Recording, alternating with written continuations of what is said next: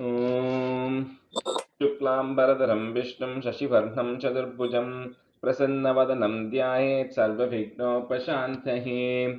ॐ सहना भवतु सहनौ भुनक्तु सह वीर्यं करवावहै तेजस्विनावधीतमस्तु मा विद्विषावहै। ॐ शान्ति शान्ति शान्तिः।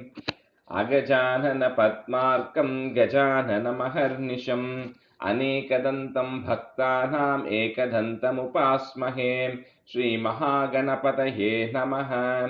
गुरवे सर्वलोकानां भिषजे भवरोगिणां निधये सर्वविद्यानां श्रीदक्षिणामूर्तये नमः। अस्मद्गुरुचरणारविन्दाभ्यां नमः।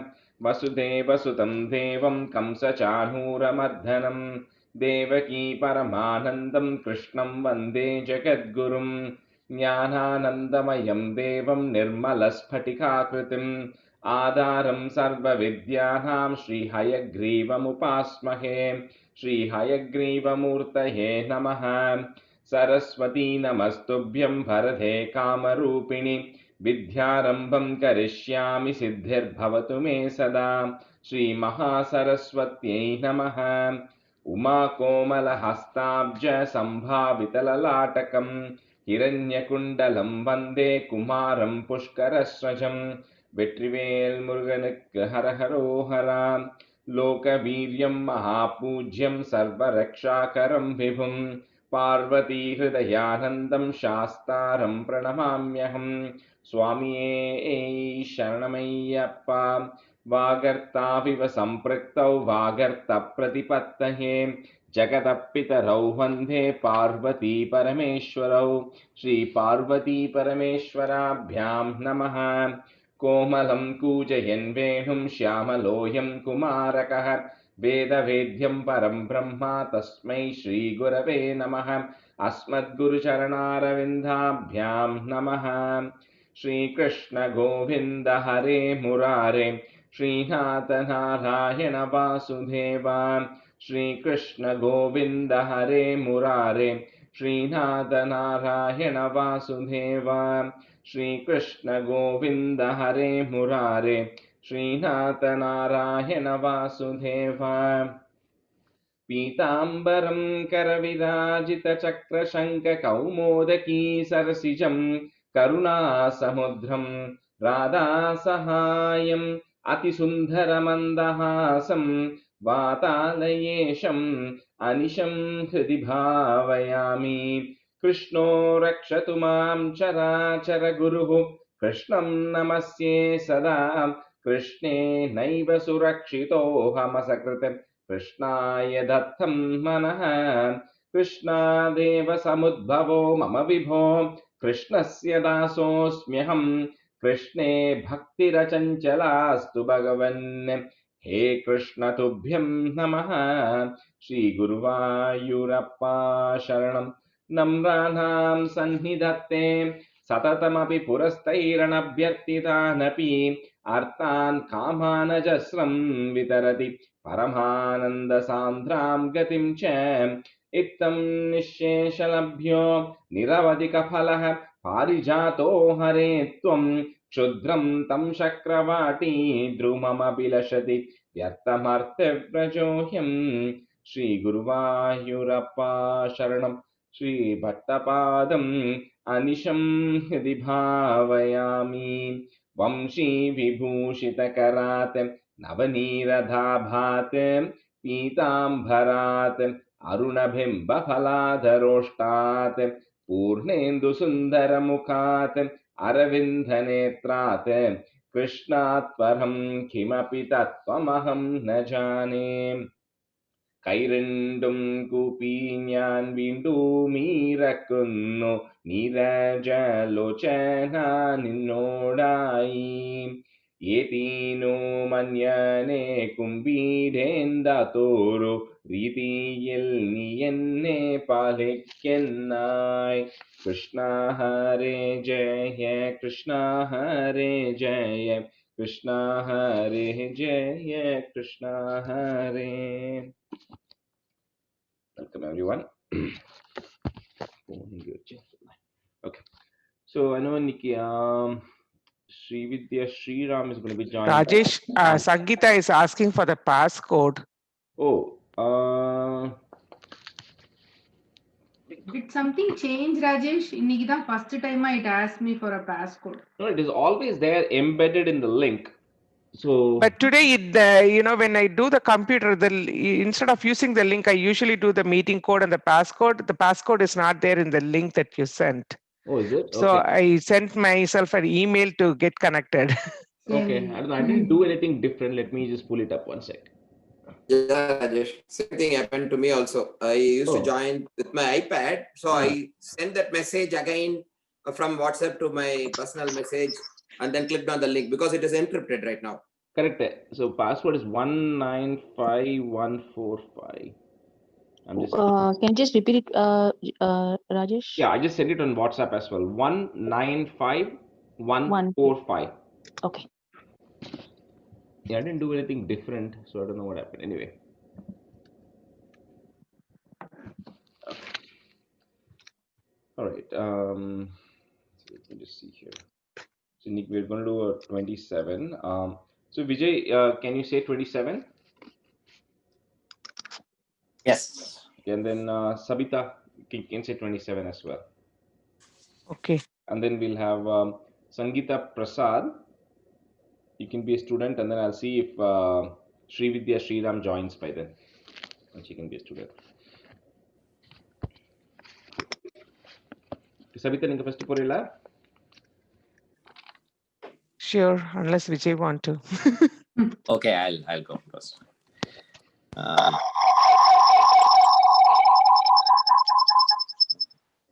Dashakam 27. Kurma. I don't know who's that I is. think Sangeeta is joining. She's joined on 2. Kurma Avatara. Okay. Dashakam 27. Sri Rabdi Mathanam Kurma Avatara Hacha.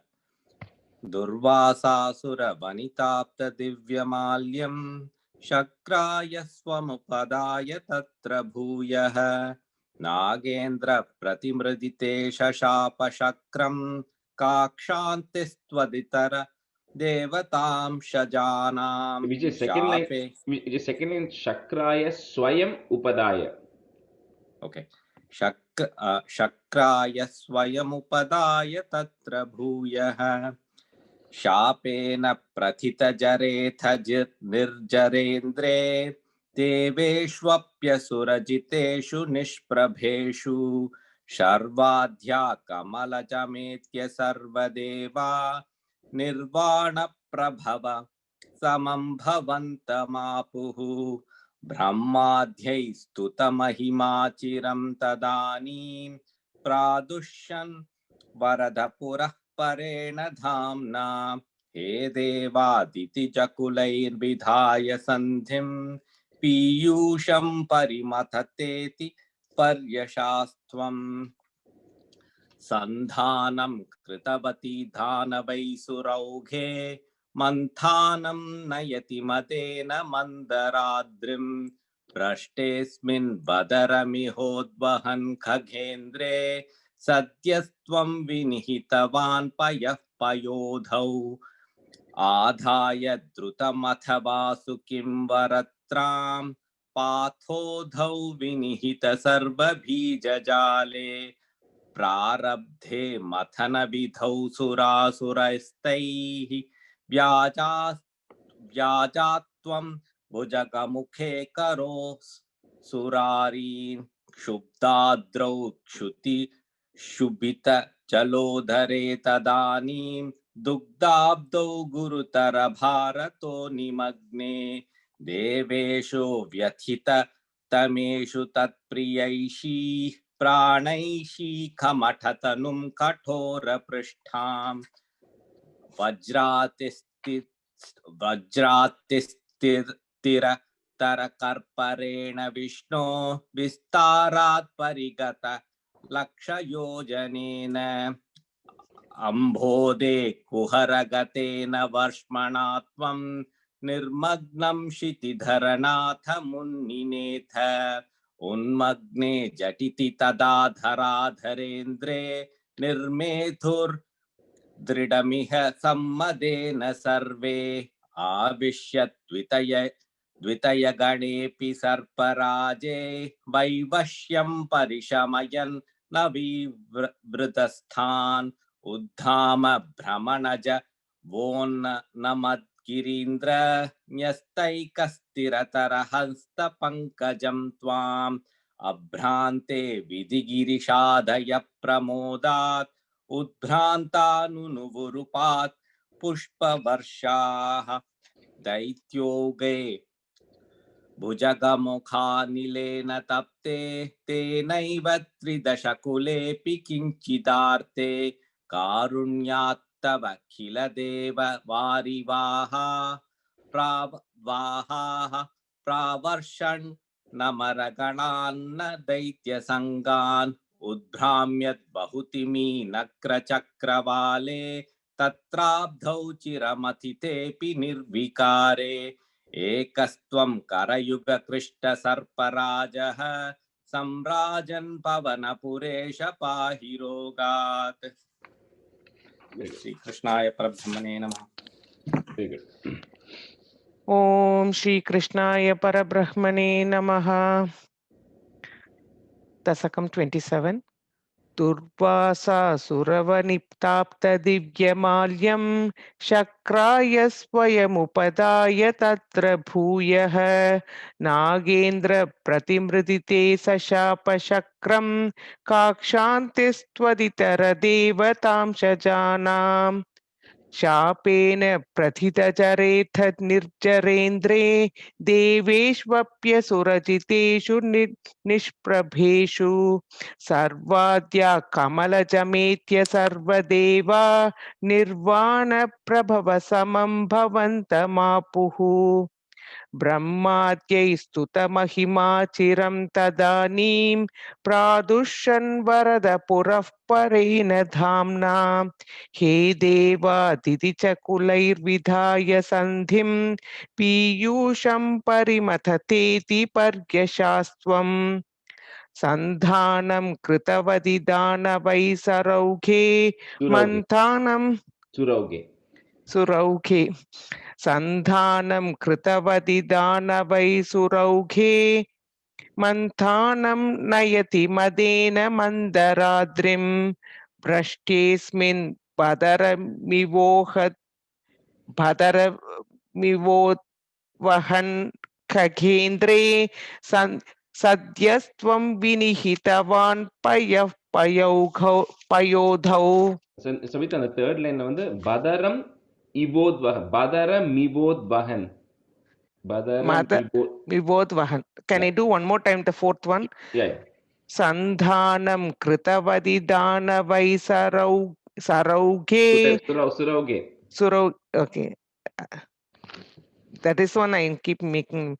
Sandhanam Kritavadi Danavai Surauge Manthanam Nayati Madena Mandaradrim Brashtesmin Badaramivodvahan Kagendre Sadyastvam Vinihitavan Payodhau आधाय धृतमत वासुकिं वरत्रां पातोधौ विनिहित सर्वबीजजाले प्रारब्धे मतन विधौ सुरासुरैस्तैः व्याजात्वं भुजगमुखे करोसुरारीन् शुब्धाद्रौ शुभितजलोदरे तदानीं दुग्धाब्धौ गुरुतर भारतो निमग्ने देवेषु व्यतिततमेषु तत्प्रियैषी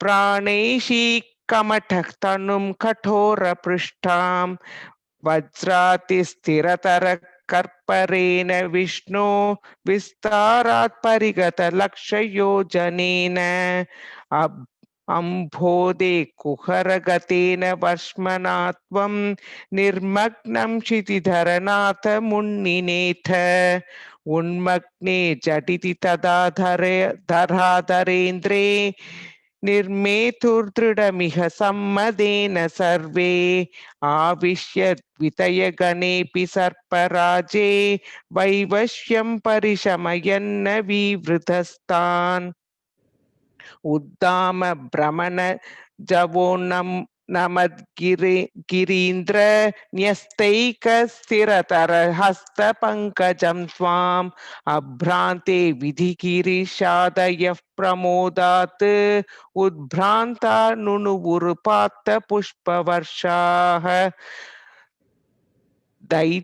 दैत्यौघे भुजगमुखानिलेन तप्ते तेनैव त्रिदशकुलेऽपि किञ्चिदार्ते कारुण्यात् तव किल देववारिवाहाः प्रावर्षन्न मरगणान्न दैत्यसङ्गान् उद्भ्राम्यद् बहुतिमिनक्रचक्रवाले तत्राब्धौ चिरमतितेऽपि निर्विकारे एकस्त्वं करयुगकृष्टसर्पराजः सम्राजन् पवनपुरेश पाहि रोगात्. Om Shri Krishnaya Parabrahmane Namaha. Very good. So just in the stanza 7, for everybody's benefit, right? The first line, I think many of you, when you were telling, you were telling Vajratis Stiratara Apdinu Nare Per Cholra Mari irukku. There's only one is there. So it's Vajrati Stiratara Karpar. So the Vajrati, you end it with Vajrati Stiratara Stiram.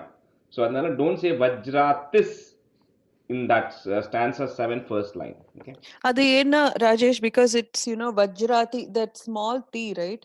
So it automatically we try to say the next one immediately.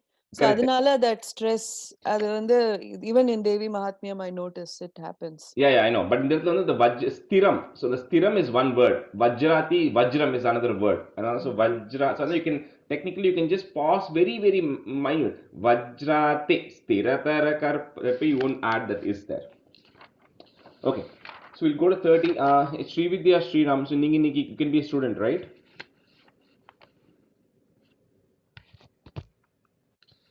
Srividya mute live here.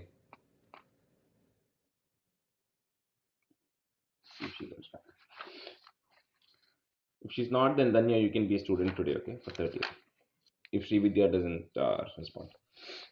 Okay, so 20, we saw 27, right? 27, we saw the Kurmavataram, and then so like I said last time, 28 and 29, the churning of the ocean happens. They get the nectar, and 29, Mohini Avataram happens, and the Asuras, Devas fight ella nadakkarde.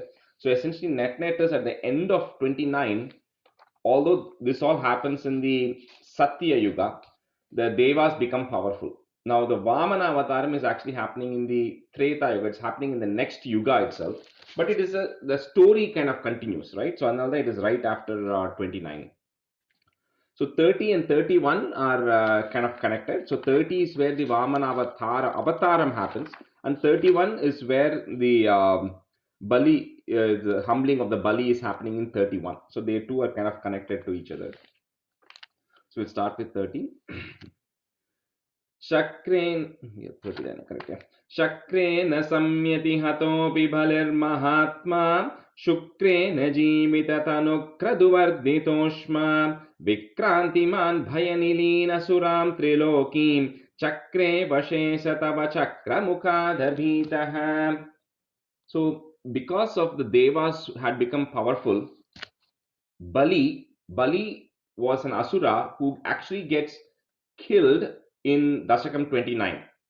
But he gets killed, but then he then comes back to life. So here in this case it says Samyati Hatopi Shakrena. Shakra is referring to Indra. So in the battle, even though Bali was killed by Indra, Shukrena Jivitatanu. So his Acharya, Bali's Acharya, Shukracharya, then revives Bali's body. Right? So Bali then comes back to life as a result of Shukracharya. So that Bali Mahatma, that high soul, because Bali is also a descendant here. I'll tell you pretty soon it will come. So he's a descendant of whom? So he's a pretty important person as well. So then that high soul Bali, Kraduvardi Toshma, he decided that how do I increase my power? Because now the Asuras want to win over the Devas. So to do that, he performs a yaga called as Vishwajit Yaga to get more powers. So then this Bali, Tava Chakra Mukhat Abhitaha, this Bali, when as he becomes powerful, he's not afraid of your chakram, he's not afraid of your discus. And because of that, and the reason for that is he's a grandson of Prahlada. Okay, so Bali is a grandson of Prahlada. So because he comes in that lineage, and in this Prahlada will come later on in 31 or something, Prahlada makes an appearance as well. So because he's a descendant of Prahlada, he's not afraid of you, because he knows God won't do anything to him. And then because of the strength, Chakra Triloki, so he goes and he wins over all the three worlds. And because he wins over all the three worlds, all the Bayanilin Suram. So the Suras, who are the Devas, now become very afraid. So the table has turned now, and Bali has become, the Asuras have become more powerful. So Shakrena Samyati Hatopi Balir Mahatma, comma, Shukrena Jivita Tanuhurk, you can put on the ik for the Visargas, Shukrena Jivita Tanuh Kratu Varditoshma. Vikrantiman Bhaya Nilin Asuram Trilokim, comma, Chakre Vashe Sa Tava Chakra Mukhada Bitaha. Srividya, are you back? Srividya Sriram? Okay. Only Danya, you can be a student today, okay? Shakre na samyati hatopi balir mahatma Shukre jivita tanuh kraduvarditoshma Vikrantiman bhayanilina suram trilokim Chakre vashe satava chakra mukhadhabitaha. शक्रेण संयति हतोऽपि बलिर्महात्मा शुक्रेण जीविततनुः क्रतुवर्धितोष्मा विक्रान्तिमान् भयनिलीनसुरां त्रिलोकीं चक्रे वशे स तव चक्रमुखादभीतः शक्रेण संयति हतोऽपि बलिर्महात्मा शुक्रेण जीविततनुः क्रतुवर्धितोष्मा विक्रान्तिमान् भयनिलीनसुरां त्रिलोकीं चक्रे वशे स तव चक्रमुखादभीतः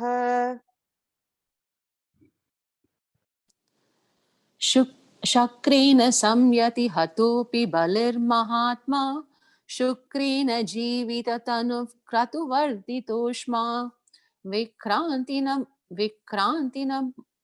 विक्रान्तिमान् भयनिलीन असुरां त्रिलोकीं चक्रेण वशे स तव चक्रमुखादभीतः. Chakre na, and the fourth line there's no na, just Chakre Vashe. Chakre, yeah. Chakre Vashe.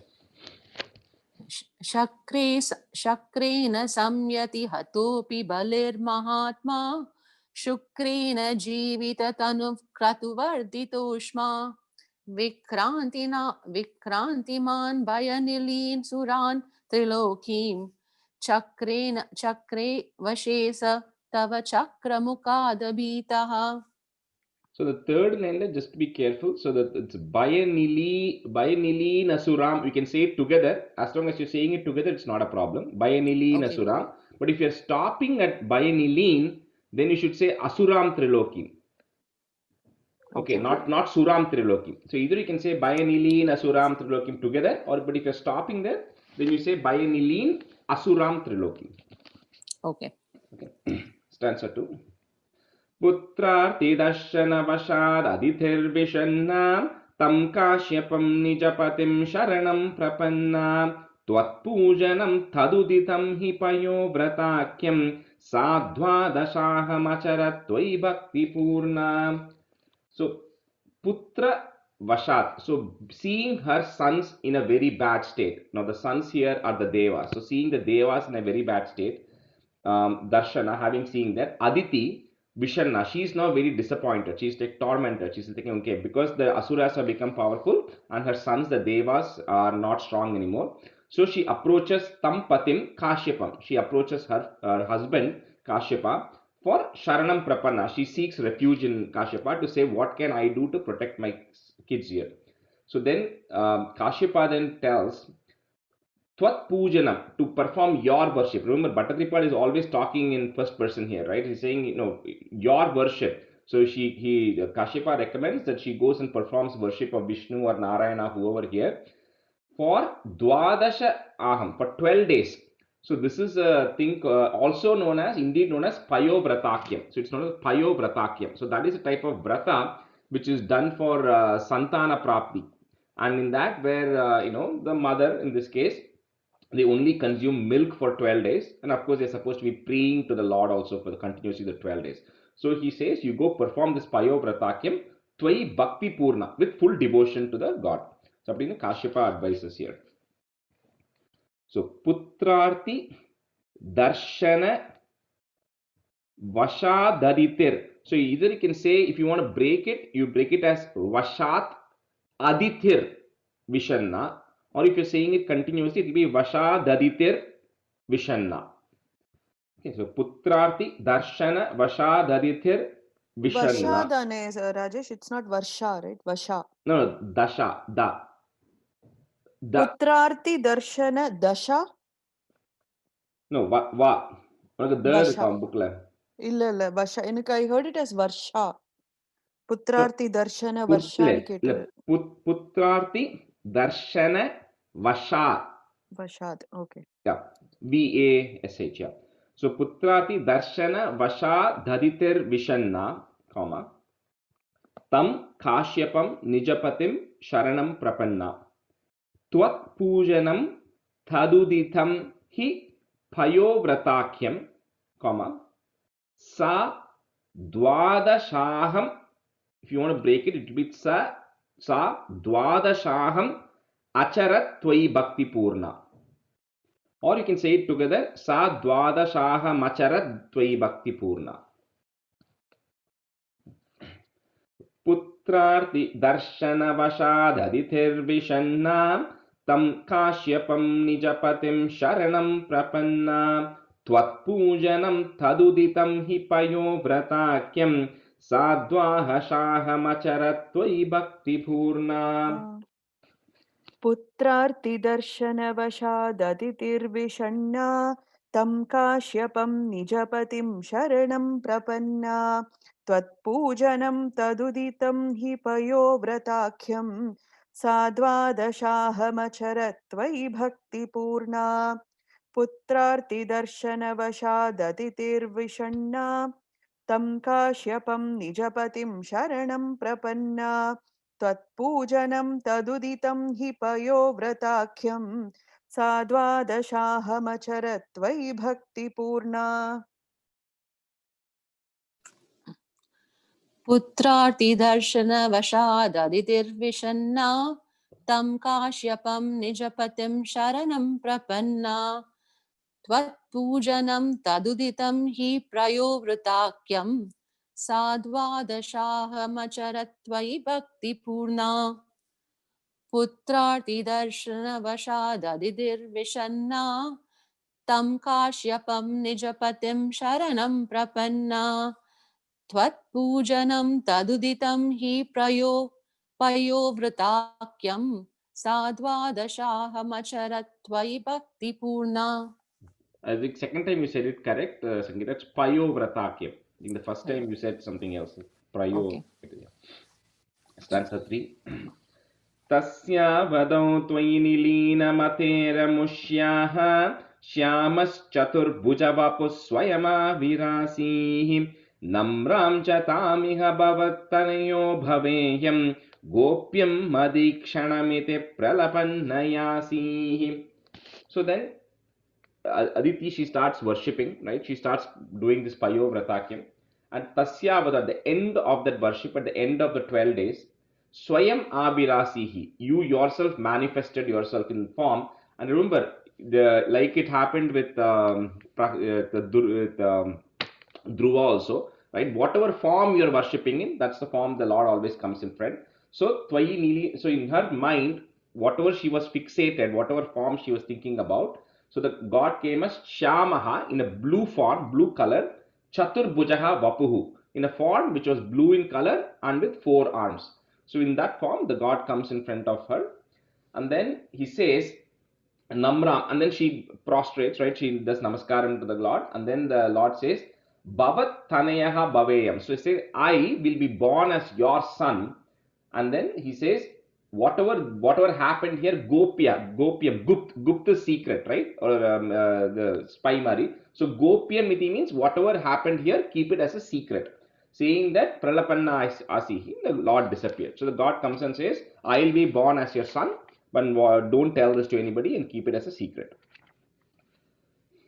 So Tasyavadau Twayi Nilina Matera Mushyaha, comma, Nilina Matera Mushyaha, comma, Shyamash Chatur Bhuja Vapuhu Visarga, you can put a is there. So Shyamash Chatur Bhuja Vapus Swayam Avirasihi, Namram cha Tamiha Bhavat Thaneyo Bhaveyam, comma, Gopyam Madikshanam iti Pralapanna Yasihi. Tasya vadau tvayi nilina matera mushyaha Shyamas chatur bhujavapus swayama virasihi Namram cha tamiha bhavattanayo bhaveyam Gopyam madikshanamiti pralapannayasihi. तस्यावधौ त्वयि निलीनमतेरमुष्याः श्यामश्चतुर्भुजवपुः स्वयमाविरासीः नम्रां च तामिह भवत्तनयो भवेयं गोप्यं मदीक्षणमिति प्रलपन्नयासीः तस्यावधौ त्वयि निलीनमतेरमुष्याः श्यामश्चतुर्भुजवपुः स्वयमाविरासीः नम्रां च तामिह भवत्तनयो भवेयं गोप्यं मदीक्षणमिति प्रलपन्नयासीः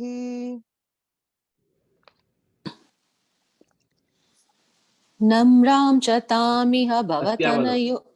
Tasyavadau. Oh, sorry. Tasyavadau Twayi Nilina Matera Mushyaha Shyamaschaturbuja Vapusvayamavirasihi Namram Chatamiha Bhavatanayo Bhaveyam Gopyam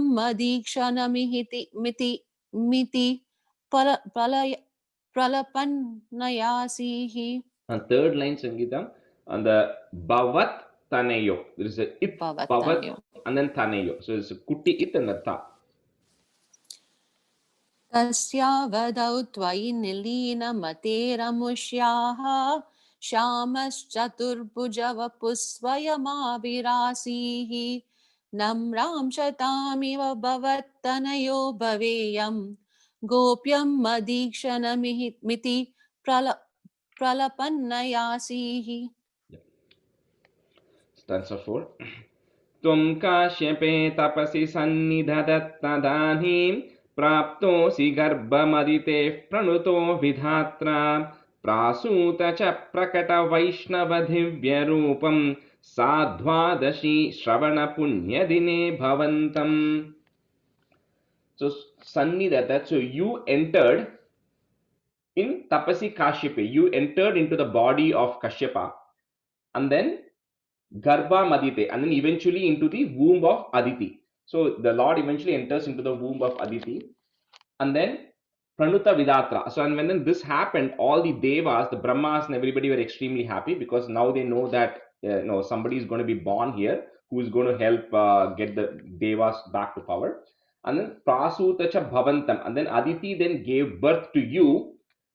Prakata Vaishnava Divya Rupam. So when the baby was born, it was pretty evident that this was the form of Vishnu. So Munji Patane, okay, this is like a Bhagavan Avataram has happened here. And this happens on Dwadashi Shravana Punya Dine. So on the confluence or the intersection of Dwadashi and Shravana Nakshatram, on the intersection of that day, the Lord was born to Aditi and to Kashyapa. This stands for. So Tvam Kashyape Tapasi Sanni Dadat Thadanim. Again, small ta, big ta. So Sanni Dadat Thadanim, comma. Praptosi Garbhamaditehe. So you can put a F there to join. Praptosi Garbhamaditef Pranuto Vidhatra. Prasuta Cha Prakata Vaishnava Divya Rupam, comma, Sa Dvadashi Shravana Punyadine Bhavantam. Tvam Kashype Tapasi Sannidadattadhanim Praptosi Garbhamaditeh Pranuto Vidhatra Prasuta Cha Prakata Vaishnava Divya Rupam Sadhvadashi Shravana Punyadine Bhavantam. त्वं काश्यपे तपसि सन्निदधत्तदानीं प्राप्तोऽसि गर्भमदितेः प्रणुतो विधात्रा प्रासूत च प्रकटवैष्णवदिव्यरूपं साद्वादशी श्रवणपुण्यदिने भवन्तम् त्वं काश्यपे तपसि सन्निदधत्तदानीं प्राप्तोऽसि गर्भमदितेः प्रणुतो विधात्रा प्रासूत च प्रकटवैष्णवदिव्यरूपं साद्वादशी श्रवणपुण्यदिने भवन्तम्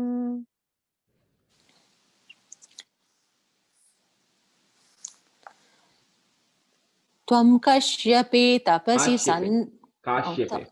त्वं काश्यपे तपसि सन्निदधत्तदानीं प्राप्तोऽसि गर्भमदितेः प्रणुतो विधात्रा प्रासूत च प्रकटवैष्णवदिव्यरूपं साद्वादशी श्रवणपुण्यदिने भवन्तम् त्वं काश्यपे तपसि सन्निदधत्तदानीं प्राप्तोऽसि गर्भमदितेः प्रणुतो विधात्रा प्रासूत च प्रकटवैष्णवदिव्यरूपं साद्वादशी श्रवणपुण्यदिने भवन्तम्. That's a 5. Punyashramam tamabivarshadi pushpavarshaihi harshakule suragane kritaturya ghoshe badvanjalim jaya jayeti nutah pitrubhyam tvam tatshane patutamum vaturupamada. So the Suragane, who are all the devas, no harshakule, so they all get very extremely happy now that the god is born here. And then Kritaturya Goshe. So they all make noise, they blow trumpets, and they get extremely happy. And then Pushpa Varshaihi. So they shower the flowers on Punyashramam, on that holy hermitage in which the Lord is born here. And then Jaya Jayati. And then they praise him. They say, and everybody prays. Pitrubhyam Badva Anjalim. So even your parents, right, Kashyapa and Aditi here, Badva Anjalim. So they kind of hold their, close their hands and then they pray to you because they know that this is the incarnation of the Lord itself. Tvam Takshane. So eventually at that time itself, you then assume a form of Patutamum Vaturupam. So you assume a form of a brahmachari, right? The kind of, the Lord immediately grows and then takes a form of a youth at this time. So this is happening in 5. So Punyashramam Tamabi Varshati. Pushpa Varshaihi. The next line la Herk male or ir or small ir. So remove that ir from that second line and put a visarga at the end of the first line. So it becomes Pushpa Varshaihi, comma. So next line ir goes away. Harshakule Suragane Krita Turya Goshe. Badvanjalim. அது சுரக்குலைன்னு இருக்கு. சுரக்குலை தானே இருக்கு. Some places they have Surakule, Suragane. So நிறைய books Suragane இருக்கு. So people who have Surakule, you can make it Suragane. It's a first ga. So yeah, first ga, Suragane. It means the same thing, which is all the devas, all the Suraganas, or the Surakulas means all the descendants of devas also. So Suragane, Krita Turya Goshe. Badvanjalim Jaya Jayeti Nutaha. So you can put a F there to join it. Nutaf Pitrubhyam, comma. Tvam Tatshane Patutamum Vatu Rupamadaha. Patutamam Patutamumma. Patutamam. Patutamam Vatu Rupamadaha. And Tvam Tat Kshane, right? Okay. Tat Kshane. Tat Kshane. It. Because I have it as Tat Kshanam in my book. So. Okay, yeah. In the third line, so Badvanjalim, Anjali. So remember the word Anjali. Badvanjalim, Jaya, Jayeti, Nutaha irkumanga, Visarga. But because you're joining it with the next word, Pitrubhyam, you just put an F to join those two words, right? Yeah, Nutah Pitrubhyam. All of that. Okay. And the Suragane வந்து எந்த நா அது? Na, Suragane. Okay. Not the na. I think மூணு சுழி வரும்னு நினைக்கிறேன். ஆமா மூணு சுழி அந்த நாமம் போட்டனா. Sanskrit it is at the நாமம் போட்டனா. நாமம் போட்டனா, correct. Okay, stanza 5. Punyashramam tamabivarshati pushpavarshaihi harshakule suragane kritathurya ghoshe badvanjalim jaya jayeti nutah pitrubhyam tvam takshane patutamam vaturupamadhah. पुण्याश्रमं तमभिवर्षति पुष्पवर्षैः हर्षाकुले सुरगणे कृततूर्यघोषे बद्धाञ्जलिं जय जयेति नुतः पितृभ्यां त्वं तत्क्षणे पटुतमं वटुरूपमाधाः पुण्याश्रमं तमभिवर्षति पुष्पवर्षैः हर्षाकुले सुरगणे कृततूर्यघोषे बद्ध्वाञ्जलिं जय जयेति नुतः पितृभ्यां त्वं तत्क्षणे पटुतमं वटुरूपमाधाः पुण्याश्रमं तमभिवर्षति पुष्पवर्षैः हर्षाकुले सुरगणे कृततूर्यघोषे बद्ध्वाञ्जलिं तज्जय जयेति नुतः पितृभ्यां त्वं तत्क्षणे पटुतमं वटुरूपमादाः पुण्याश्रमं तमभिवर्षति पुष्पवर्षैः हर्षाकुले सुरगणे कृततूर्यघोषे वध्वाञ्जलिं जय जयेति नुतः पितृभ्यां त्वं तत्क्षणं पटुतमं वटुरूपमादाः.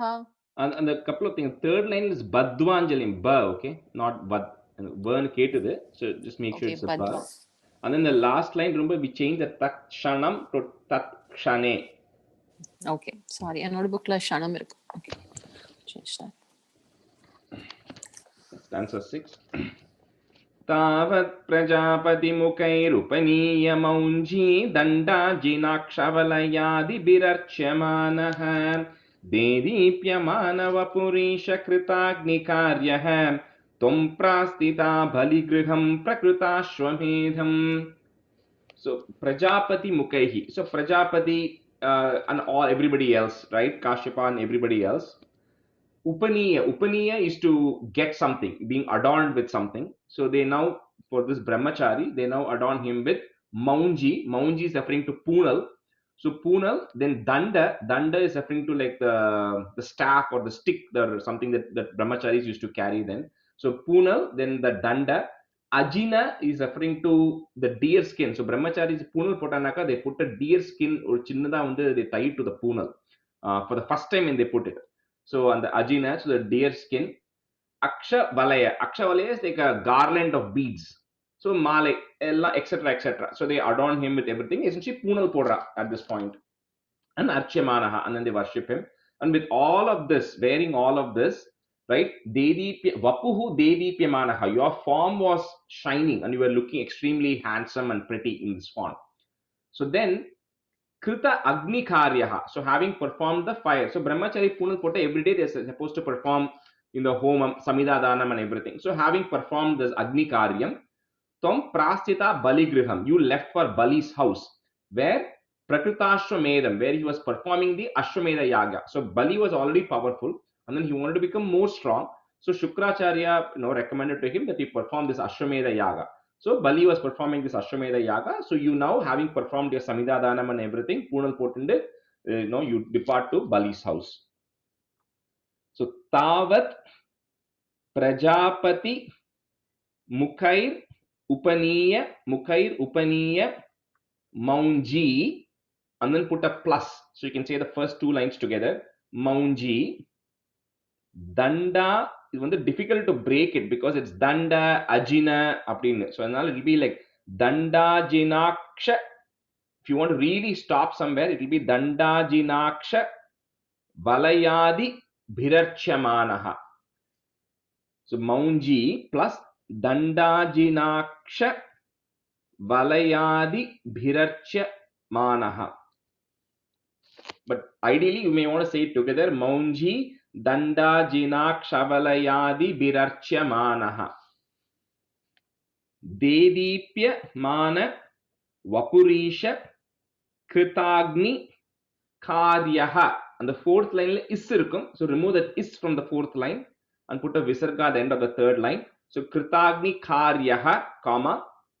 Fourth line is tvam prastitha baligriham prakrutashwamedam. Prakrutashwamedam. Okay. Anybody has any questions? Stop here. Tavat prajapati mukairupaniya maunji danda jinakshabalayadi birarchyamanaha dedipyamana vapurisha kritagni karyaha tvam prastitha baligriham prakrutashwamedham. तावत् प्रजापतिमुखैरुपनीयमौञ्जी दण्डाजिनाक्षवलयादिभिरर्च्यमानः देदीप्यमानवपुरीशकृताग्निकार्यः त्वं प्रास्थिता बलिगृहं प्रकृताश्वमेधम् तावत् प्रजापतिमुखैरुपनीयमौञ्जी दण्डाजिनाक्षवलयादिभिरर्च्यमानः देदीप्यमानवपुरीशकृताग्निकार्यः त्वं प्रास्थिता बलिगृहं प्रकृताश्वमेधम्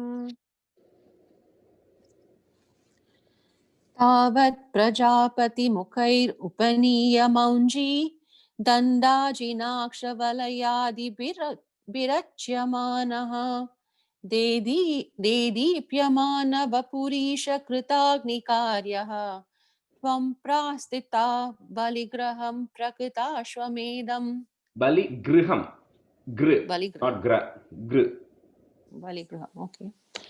तावत् प्रजापतिमुखैरुपनीयमौञ्जी दण्डाजिनाक्षवलयादिभिरच्यमानः देदीप्यमानवपुरीशकृताग्निकार्यः त्वं प्रास्थिता बलिगृहं प्रकृताश्वमेधम्.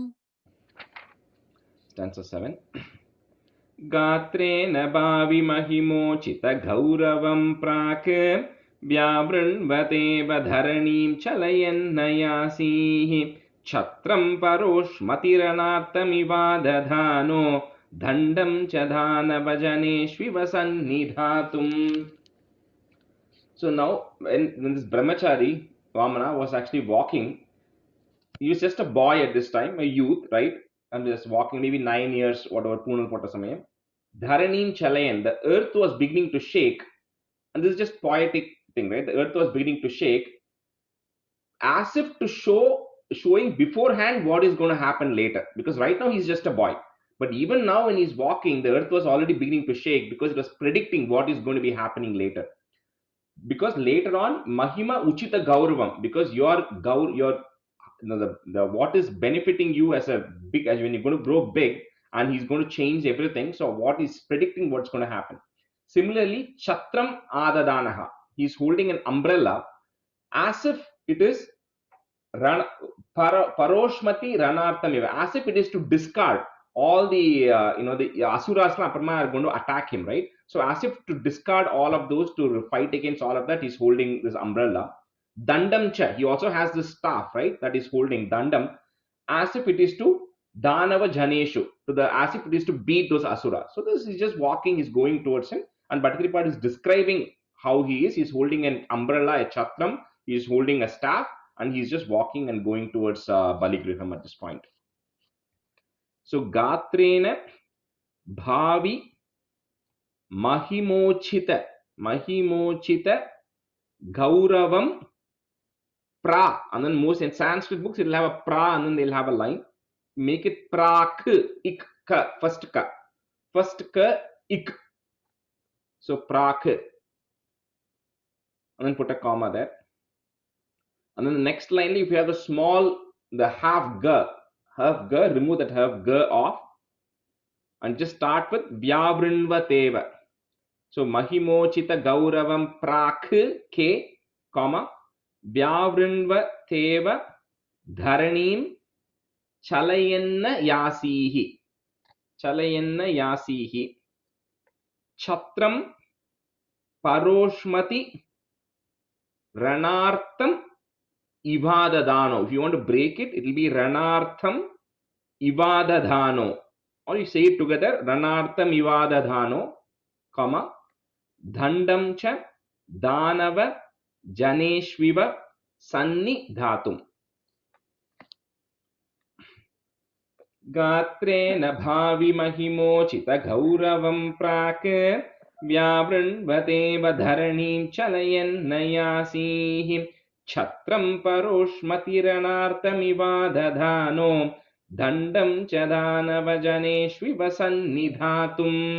The third line la danova danahan irukku book la. Mama, change it to dano. Some books have it as danaha.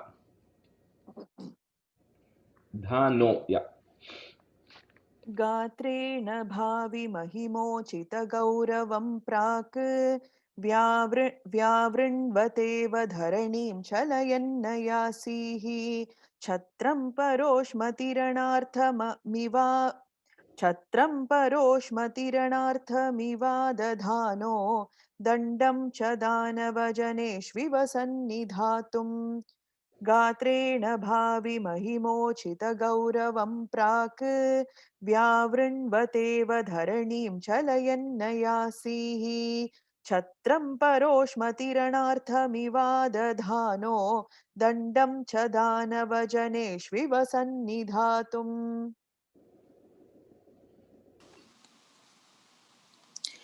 गात्रेण भावि महिमोचित गौरवं प्राक् व्यावृण्वतेन धरणीं चलयन्नयासीः छत्रं परोष्मतिरनार्थमिवाददानो दण्डं च दानवजनेष्विव सन्निधातुम्. Again, the second line, Vyavrunvateva.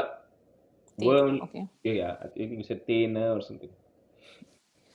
Okay. Gatrena bhavi mahimochita gauravam prak vyavrinvateva dharanim chalayannayasihi chatram paroshmatiranartamivadadano dandam chadanava janeshviva sannidhatum. Stanza 8. Tam narmadottaratate hayamedashalham ase dushit toirucha tavaruddhanetraihi bhaswan kimesha dahanonu sanat kumaro yogi nukoyamiti shukra mukai shashankhe. So eventually then this brahmachari Vamana reaches Ase Dushi, you reach that place. It Hayameda Shalam, where that Ashwamedha Yaga was being performed. Narmada Uttaratate, on the northern banks of the river Narmada. So on the northern banks of the river Narmada, where this Ashwamedha Yaga is performed. So when the Vamana reaches there, Shukra Mukhehi, Shukracharya and everybody else who are there, Rudra Netraihi Ruchatava. So they could not believe your form. When they saw your form, they could not believe their eyes, right, as to what they are seeing here. And then Shashanke, and they started doubting, they started discussing amongst themselves. Baswan Kim, is this as if the sun has come down on earth, or Dahanaha, or is it the Agni, has the fire itself, Agni itself come down here, or Sanat Kumara Yogi, or have the Sanat Kumaras come here? Kaha Ayamiti, who is this person who has come here, right? So this young charming boy comes here and they're all kind of wondering, who is this person who has come here? And they know it is not a normal human being, so they kind of all wonder, who is this person? So tam narmadotharatate hayameda shalam. So next line la mase dushi. If you have mase dushi, remove the ma from the second line and put a im in the first line. So hayameda shalam, comma. Next line ase dushi त्वयि रुचा तव रुद्ध नेत्रैः, not rudra, रुद्ध नेत्रैः. भास्वान् किमेष दहनोनु सनत्कुमारो, comma, योगीनु कोयमिति शुक्र मुखैः शशंखे. तां नर्मदोत्तरतटे हयमेधशालाम् आसे दुषित्वयि रुचा तव रुद्धनेत्रैः. भास्वान् किमेष दहनोनु सनत्कुमारो योगीनुकोयमिति शुक्रमुखैः शशंखे. तां नर्मदोत्तरतटे हयमेधशालाम् आसे दुषित्वयि रुचा तव रुद्धनेत्रैः. भास्वान् किमेष दहनोनु सनत्कुमारो योगीनुकोयमिति शुक्रमुखैः शशंखे. तां नर्मदोत्तरतटे हयमेधशालाम् आसे दुषित्वयि रुचा तव रुद्धनेत्रैः. भास्वान् किमेष दहनोनु सनत्कुमारो योगीनुकोयमिति शुक्रमुखैः शशंखे.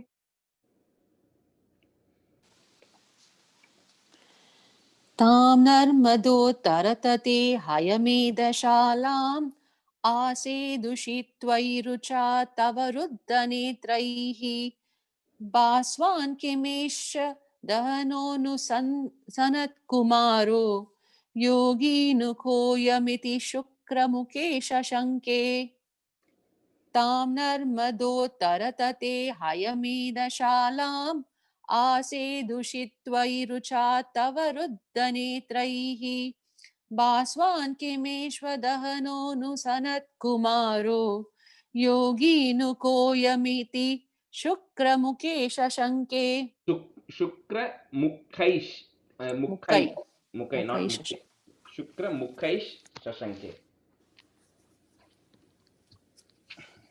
9. आनीतमाशु भृगुभिर्मखसाभिभूतैः त्वां रम्यरूपमसुरः पुलकावृताङ्गः. भक्त्या समेत्य सुकृति परिनिज्य पादौ तत्तोयमन्वदृतमूर्धनि तीर्थतीर्थम्. So everybody there was getting overwhelmed with this form, or the majestic or the charming form of the Lord. So Bhrigu, so all the descendants of Bhrigu, referring to Shukracharya and everybody, all of them. So Anita Mashu quickly received this brahmachari, quickly received the Lord and welcomed the person there. And then Asura Sukriti. So the Asura Bali, who has done Sukriti. Kriti is Karta is to do, Kriti are deeds, Sukriti is good deeds. So he's performed really good deeds. Because he's performed all these really good deeds, he was also able to welcome, right? And then Pulaka Vritangaha. So his body now is because he's now going to receive this Lord. Tvam Ramya Rupam. So your charming appearances. So they all approach you with devotion, with bhaktya, and Parinajya Padav. And they welcome him by washing the feet. So Brahmachari, Brahmana comes, they first wash their feet. So they first go wash his feet. And then that Bali, Tattoyam Murdani. So that water which he used to wash your feet, Murdani, he sprinkled it on his head, which is Tirtha Tirtham, which is the holiest of the holy waters, right? So he then sprinkles it on his head. So Anita Mashu, Bhrigubhir Mahasa Bibhutaihi. Mahasa Bibhutaihi, put a visarga there, Bibhutaihi. Next line is irukum, remove that is off from the second line. So it becomes Bibhutaihi on the first line. Next line is Tvam Ramya Rupamasuraha irukku, put a F there in the visarga to join it. So Tvam Ramya Rupamasura Pulakavritangaha. So this word Pulaka Vritangaha will come in several places. It will get used. Ramya Rupa Masura Pulaka Vritangaha Bhaktya Sametya Sukriti Parinijya Padau, comma Tattoyam Anvadrita, or you can say together Tattoyam Anvadrita. Can you repeat the Sukruti and then Parinijya. Parinijya. Okay. Parinijya. Second na. Okay. Parinijya Padau, comma Tattoyam Anvadrita Murdhani Tirtha Tirtham. Sorry. On the third line, Parijinya Yava. Parinijya. Parinijya. Ya thane. Parinijya. Nijya. Nijya. Parinijya. Okay. Thank you. आनीतमाशु भृगुभिर्महसाभिभूतैः त्वां रम्य रूपमसुरः पुलकावृताङ्गः भक्त्या समेत्य सुकृती परिनिज्य पादौ तत्तोयमन्वधृतमूर्धनि तीर्थतीर्थम्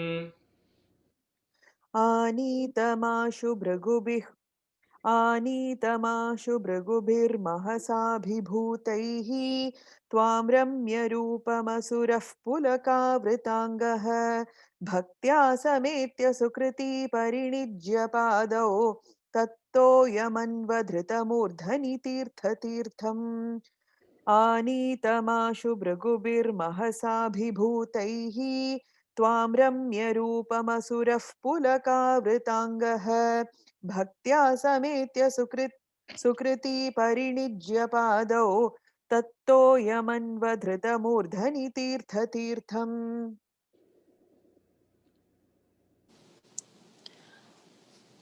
आनीतमाशु भृगुभिर्महसाभिभूतैः त्वां रम्यरूपमसुरः पुलकावृताङ्गः भक्त्या समेत्य सुकृती परिनिज्य पादौ तत्तोयमन्वधृतं मूर्धनि तीर्थतीर्थम्. Did I get that right, Rajesh? Yeah, you got it. Okay. आनीतमाशु भृगुभिर्महसाभिभूतैः त्वां रम्यरूपमसुरः पुलकावृताङ्गः भक्त्या समेत्य सुकृती परिनिज्य पादौ तत्तोयमन्वधृतमूर्धनि तीर्थतीर्थम्. That's a 10. प्रह्लादवंशजतया क्रतुभिर्द्विजेषु विश्वासतोऽनुथदिदं दितिजो बिलेभे यत्ते पदाम्बुगिरिशस्य शिरोबिलाल्यं सत्वं विभो गुरुपुरालय पालयेताः. So in the previous one, they know, Bhattacharya had said, Asuraha Sukriti. He has done a lot of good deeds because of which he was able to welcome and then take that water and, Kal Alamna Tanni he was able to sprinkle on his head. So here, this son of Diti, right? This son of Diti, who is Bali here, he is born. Now here Bhattacharya is explaining how he got this chance, right? He's saying he's because he was Prahlada Vamsha Jataya. Like I said, he was born in the clan of Prahlada. So automatically Prahlada being the greatest of devotee, Bali also is, blessed to be born in that Vamsham. So either he was born because he was born in the line of Prahlada, or Kratubihi. He's also performed a lot of sacrifices, right? And Yajna and everything. So he's also very devoted. So Adnalaya, or Dvijeshu Vishwasataha. So Bali was actually a nice asura. He respected holy men. That's why when this brahmachari came, he immediately went and welcomed him and washed his feet and everything. So is it because of his faith in holy men? So which one of this, that yet the apilebe yette padambu, whatever water came out of your feet, he had access to that water, right? So what is the reason that Bali had? Is it because of any of these reasons? And this water, Girishasya Shirabilalyam. So Girishaha is referring to Shiva. Shira is referring to the head. So the Ganga is supposed to come from the head of Shiva. So here Bhattacharya is going to make a reference is this holy water which is in Shiva's head, which is coming from the god's feet, everything. how does this person have, Bali has so much access to it? It's because of one of these reasons. So that Lord, Sattvam Vibho, Guru Puralaya Palayesha, who resides in Guruvayur, please protect me. But ends Dashakam 30. So Prah is a half ha, not Praha. It's only Prah, right? Prahlada Vamsha Jataya Kratubhir Dvijeshu. Kratubhir Dvijeshu, comma, Vishwasato Nu Tadidham Ditijopi Lebe. Yatte, yatte, double kutita and a bikta. Yatte Padambu Girishasya Shirobi Lalyam, comma, Sa Tvam Vibho Gurupuralaya Phala Yethaha. Prahlada Vamshajataya Kratubhir Dvijeshu Vishwasatonu Tadidham Ditijo Bilebhe Yatte Padambugirishasya Shirobhilalyam Sattvam Vibho Gurupuralaya Palayetaha. प्रह्लादवंशजतया क्रतुभिर्द्विजेषु विश्वासतोऽनुतदिदं दितिजोऽपि लेभे यत्ते पदाम्बुगिरिशस्य शिरोभिलाल्यं सत्वं विभो गुरुपुरालय पालयेथाः प्रह्लादवंशजतया क्रतुभिर्द्विजेषु विश्वासतोऽनुतदिदं दितिजोऽपि लेभे यत्ते पदाम्बुगिरिशस्य शिरोभिलाल्यं सत्वं विभो गुरुपुरालय पालयेथाः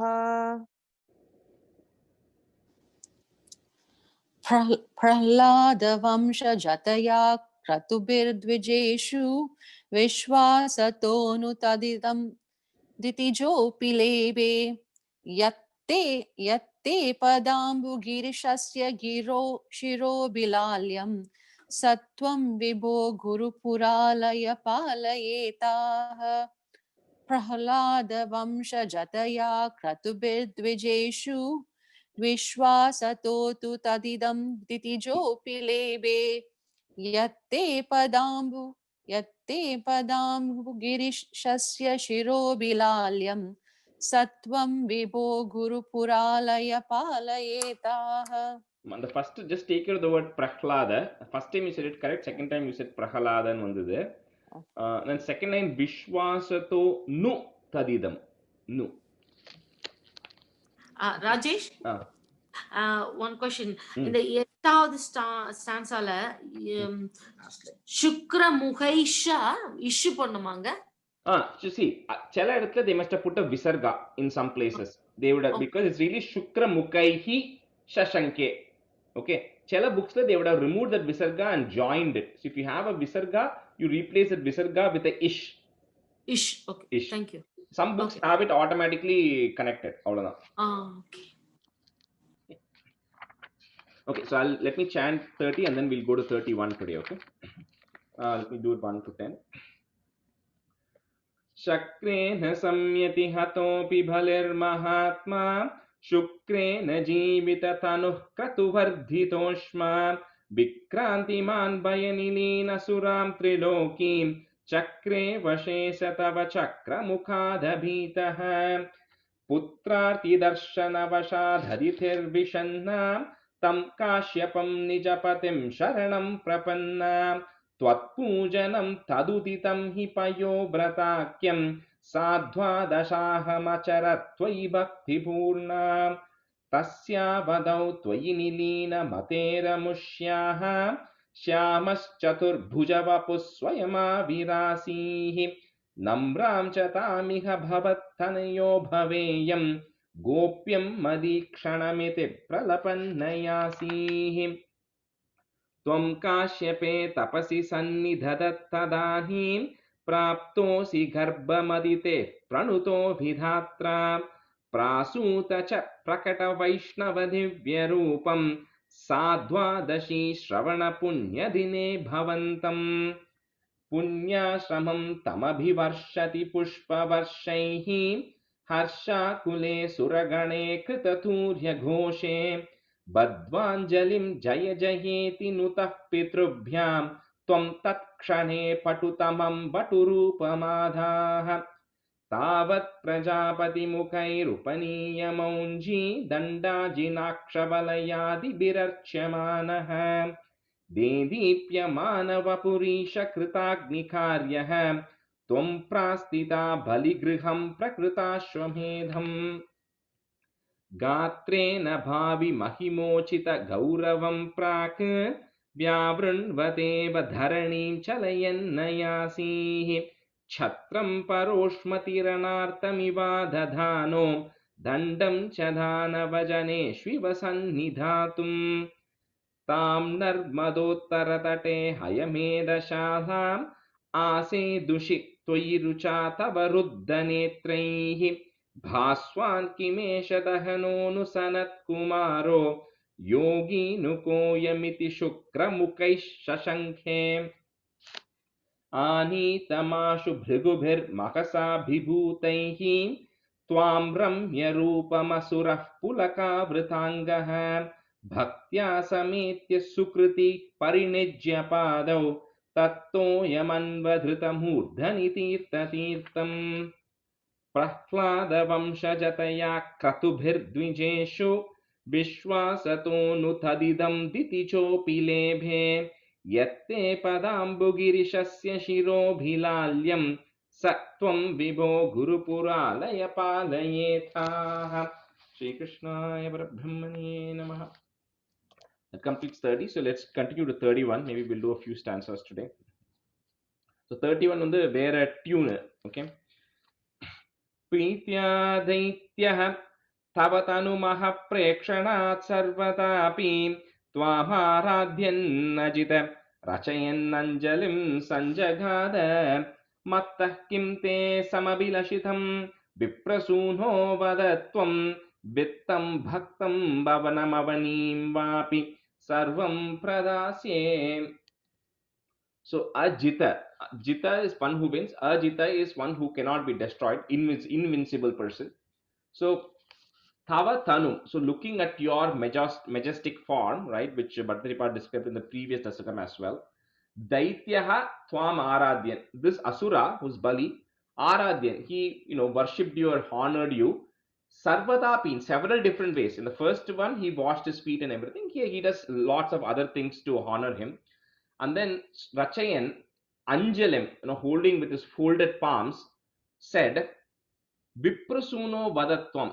Oh Viprasuno, oh Brahmin boy, right? Oh Brahmana, Vadatvam, you tell me, right?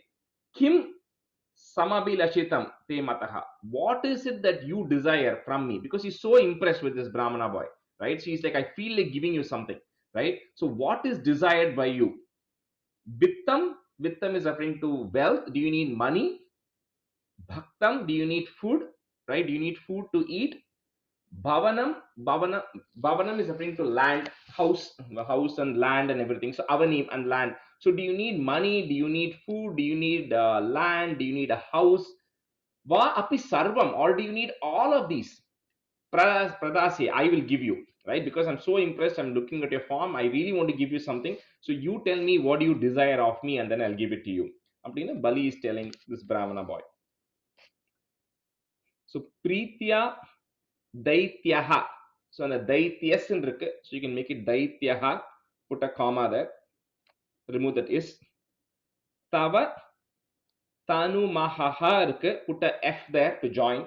So Tava Tanu Mahah Prekshanat Sarvatapi, comma. Tvam Aradhyan Ajita.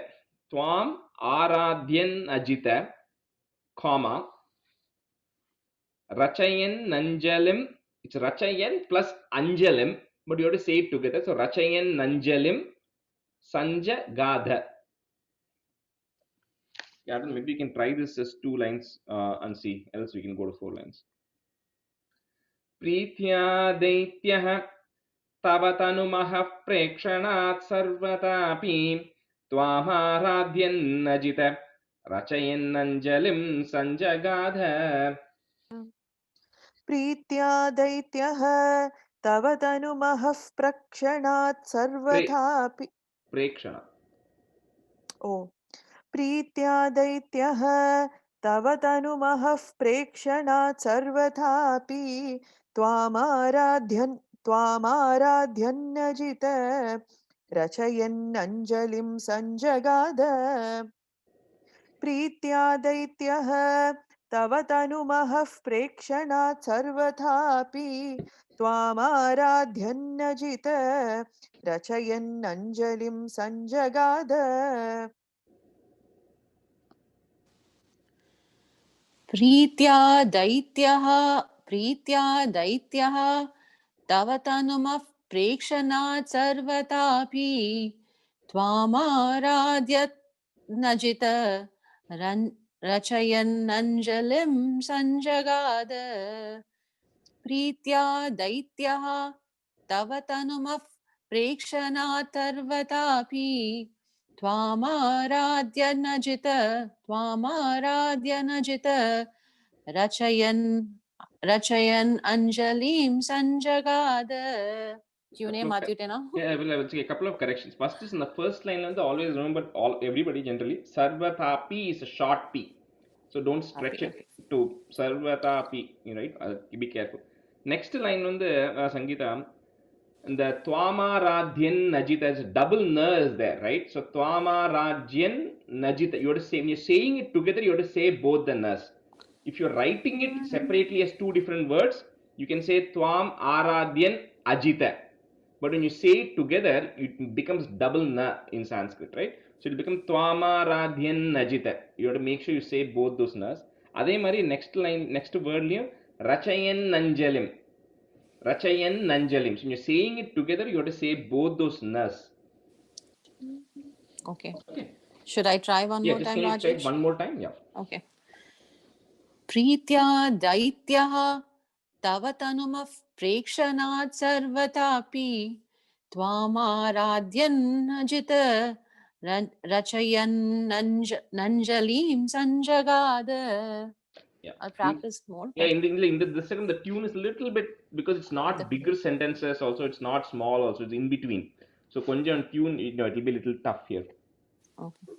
Next, mattaha, you can put a ik there. So mattah kim te samabhilashitam. So put a comma after samabhilashitam.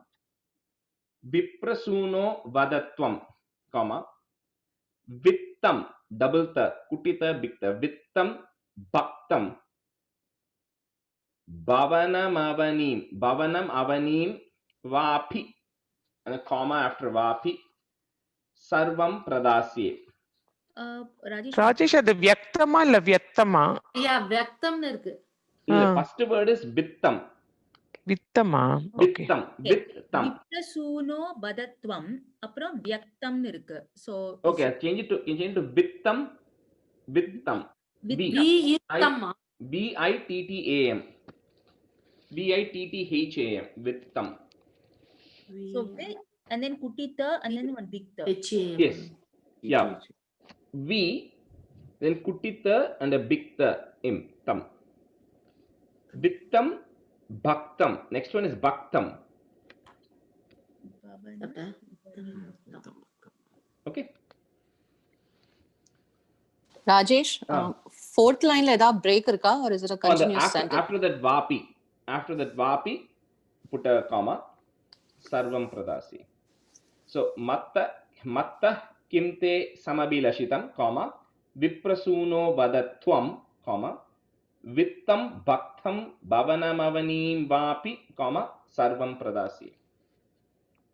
Matta kimte samabhilashitam viprasuno vadatvam vittam bhaktam bhavanamavanim vapi sarvam pradasye.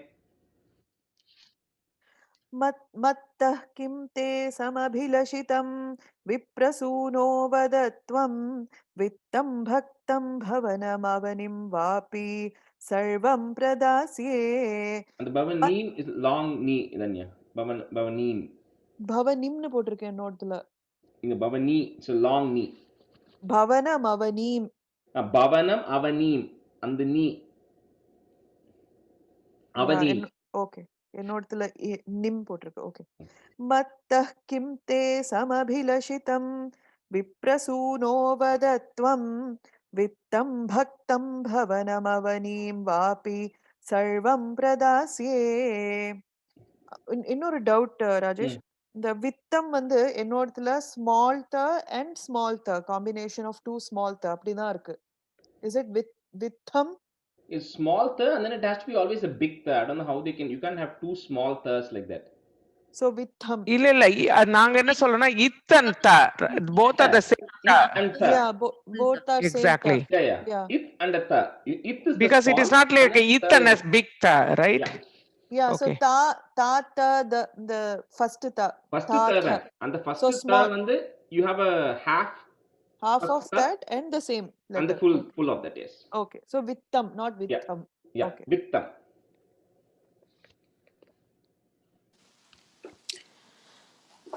मत्तः किं ते समभिलषितं विप्रसूनो वदत्वं वित्तं भक्तं वनं वित्तं भक्तं भवनमवनीं वापि सर्वं प्रदास्ये मत्तः किं ते समभिलषितं विप्रसूनो वदत्वं वित्तं भक्तं भवनमवनीं व्यापि सर्वं प्रदास्ये. Let's do one more stanza and we can stop today. तामक्षीणां बलिगिरमुपाकर्ण्य कारुण्यपूर्णोऽपि अस्योत्सेकं शमयितुमना दैत्यवंशं प्रशंसन् भूमिं पादत्रयपरिमितां प्रार्थयामासित त्वं सर्वं देहीति तु निगतिते कस्य हास्यं न वा स्यात्. So Upakarnya, on hearing Tam Akshinam Baligiram, the Bali is talking with such pride, right? With that bold pride, or he's asking you, ask me anything you want, I can give you anything you want. So on hearing that, this bold voice of Bali, Karunya Purna, you are a very compassionate person, O Lord. So Shamayitumana, so your only intention here is to curb his pride, is to kind of lower his pride. So Asyotsekam, so to curb his pride with full of compassion, you ask for Bhumim Padatraya. So 3 feet. So land which is measurable by 3 of your feet. So Bhumim Padatraya Parimitam. Only asking for 3 feet of land that is measured by your feet. To Nigatite. You know, having said this, Sarvam Dehi, if you had asked, yeah, give me everything. God, because Bali gave that option, right? Give me everything, or do you want everything? So if you had asked saying Sarvam Dehi, give me everything, then Kasya Hasyam Navasyat. So everybody would have ridiculed you. Who would have not ridiculed you, right? That's what Kasya Hasyam Navasyat. So if you had said, yeah, give me everything, everybody would have ridiculed you. So that's why God says, no, I don't want everything. I just want only 3 feet of land as measured by my feet. So in the next 2 verses 2 and 3 is like an entire chapter in Bhagavatam. It's very detailed, but Adripa just kind of gets into the key aspects of it. So Tamakshinam Bali Giram Upakarnya. Bali Giram Upakarnya, comma, Karunya Purnopi. So make it Purnopi, Kutipi, comma. Next line la the thya irukum. If you have a thya in Sanskrit, remove the thya. The thya is getting broken as p plus a. So karunya purnopi in the first line, comma. Next line is asyotsekam. Make it a. Asyotsekam shamayitumana, comma. Daitya vamsham prashamsan. Tamakshīnām baligiramupakarnya karunya purnopi asyotsekam shamayitumana daitya-vamsham prashamsan.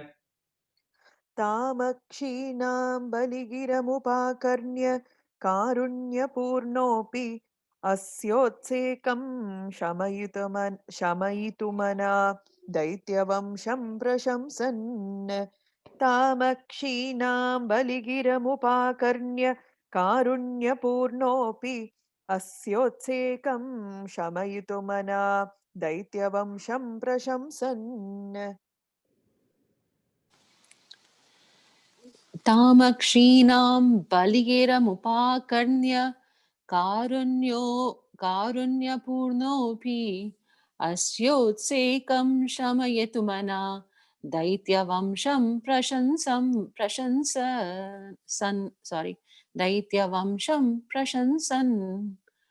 तामक्षीणां बलिगिरमुपाकर्ण्य कारुण्यपूर्णोऽपि अस्योत्सेकं शमयतु मना दैत्यवंशं प्रशंसन् Shamayitumana.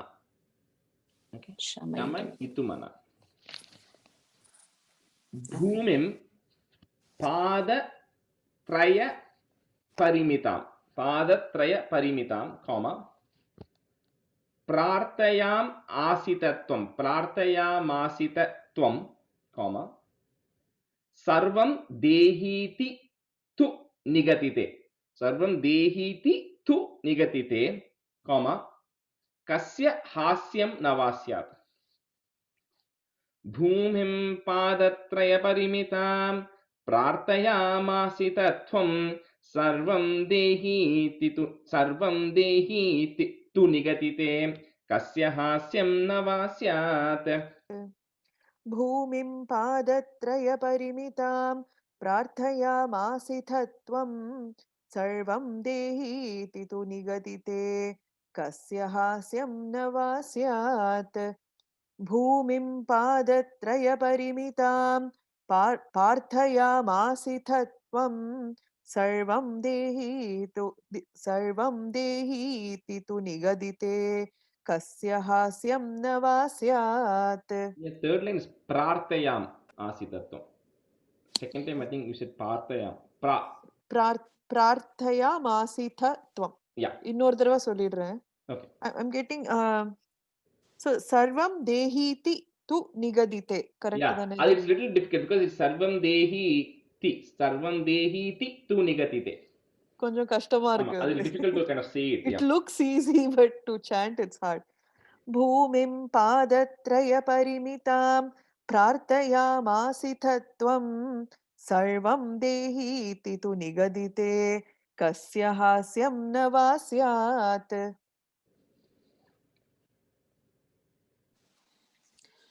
भूमिं पादत्रयपरिमितां प्रार्थयामासि तत्त्वं सर्वं देहीति तु निगदिते कस्य हास्यं न वा स्यात् भूमिं पादत्रयपरिमितां प्रार्थयामासि तत्त्वं सर्वं देहीति तु निगदिते कस्य हास्यं न वा स्यात्. ராஜேஷ் ஒரே சின்னது சர்வம் தேஹி தி அப்ப துது சொல்லலாமா இல்ல சர்வம் தேஹிதி ஒரு வேர்டு து நிகதிதே து மட்டும் தனியா சவுண்ட் பண்ணலாமா? ஆமா. Okay okay thank you all right we'll end the class here. Sandranandhavabodhatmakamanupamitam कालधेशावदेभ्यां निर्मुक्तं नित्यमुक्तं निगमशतसहस्रेण निर्भास्यमानम् अस्पष्टं दृष्टमात्रे पुनरुरुपुरुषार्थात्मकं ब्रह्मतत्त्वं तत्तावद्भाति साक्षात् गुरुपवनपुरे हन्त भाग्यं जनानाम् कायेन वाचा मनसेन्द्रियैर्वा बुद्ध्यात्मना वा प्रकृते स्वभावात् करोमि यत् सकलं परस्मै नारायणायेति समर्पयामि. Okay. All right. Thank you, everyone. Thank you. Thank you.